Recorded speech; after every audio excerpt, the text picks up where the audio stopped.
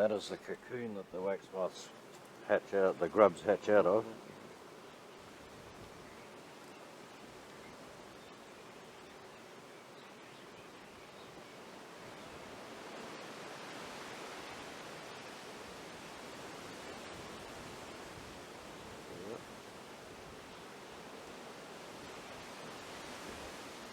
Push it open a bit. Open it a bit. Don't open it a bit. Open it. This is the results of a hive dying and then being invaded by wax moth. The wax moth is the biggest pest of beekeeping, particularly in the tropics.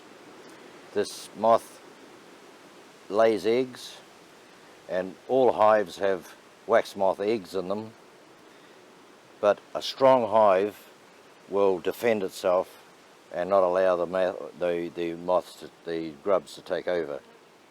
The life cycle basically is that the moth lays eggs in the hive. Those eggs go into a cocoon, hatch into a cocoon, turn into grubs, turn back into moths and lay more eggs. Should a hive become weak or queenless and die out, within 2 to 3 weeks, this is the result. If the bees are not there to defend it, the wax moth will invade it. And you can see it completely decimates the frames. It's called a wax moth, but it doesn't actually eat the wax.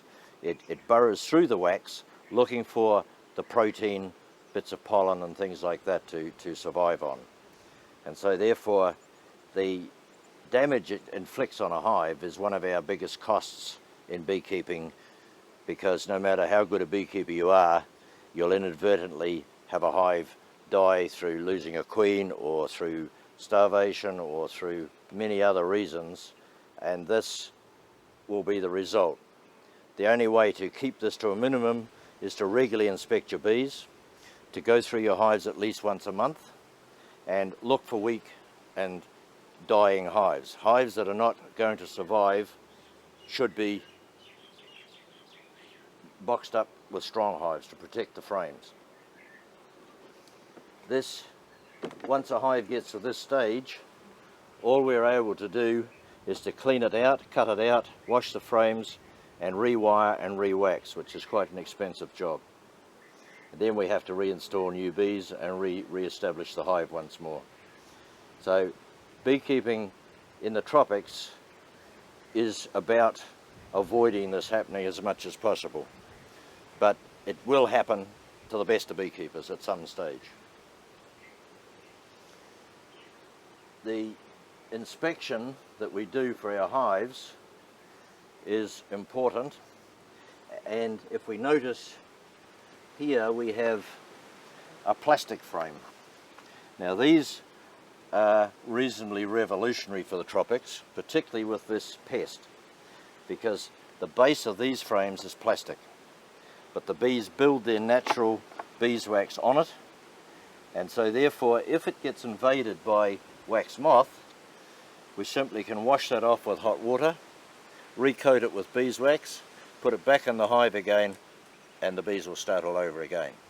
So this, while these are expensive to buy against a wooden frame and wax, they are cheaper in the long run because of the loss due to wax moth. So if we are using these as an experimental basis here in Fiji. We've been using them now for probably 3 years.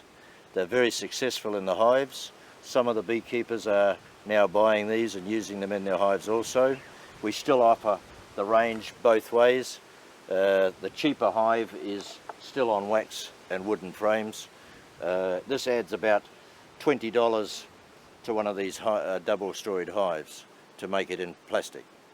But if you have this sort of a disaster, this costs $15 a box just to fix them up again. To rewire and re-wax it will cost about $15. $20 we'll put these in it in the first place, which will reduce that cost over a long time.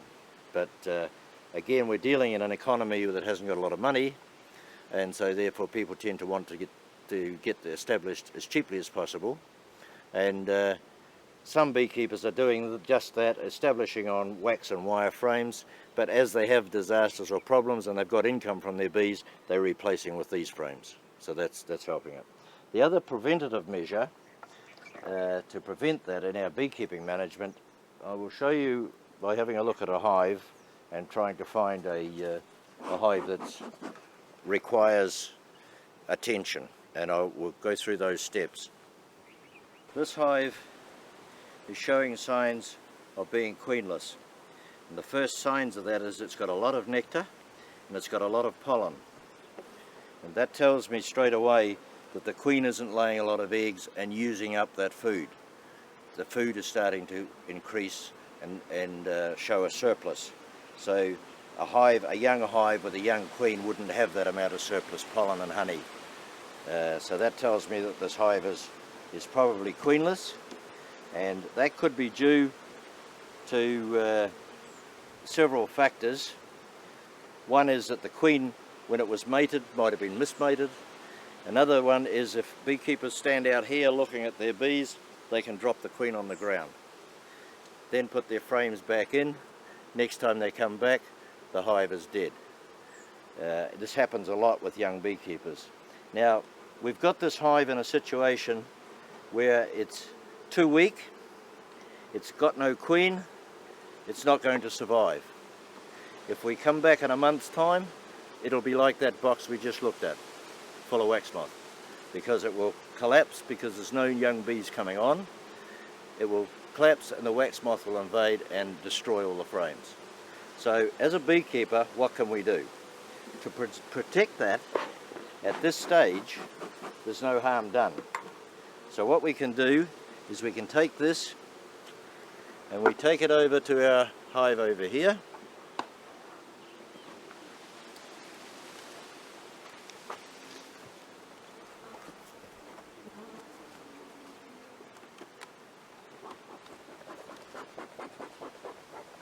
We select a good strong hive, one we just checked before.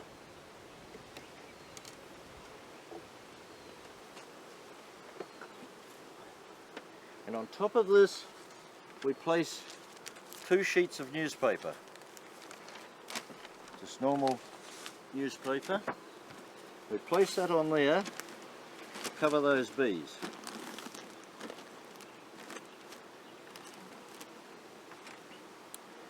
Next step is to place this box nicely on top. Now we do that so that these bees won't fight with the bees below and possibly kill the queen below. This slows the entry of these bees into the box. They have to chew through the paper, they integrate with each other slowly. So these bees then will mix with the bees in the bottom and adopt this queen as their mother. Immediately then the bees from the bottom box will look after this box as well, and so therefore prevent any wax moth invasion and ending up with this sorts of a scenario. Once we have done this,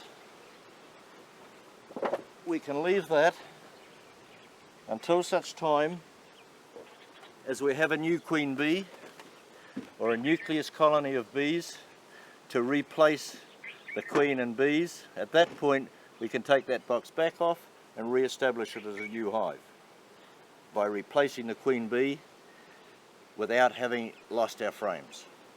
So that's an important step in beekeeping in the management of hives. And a more experienced beekeeper will quickly pick up a hive that's not going to succeed.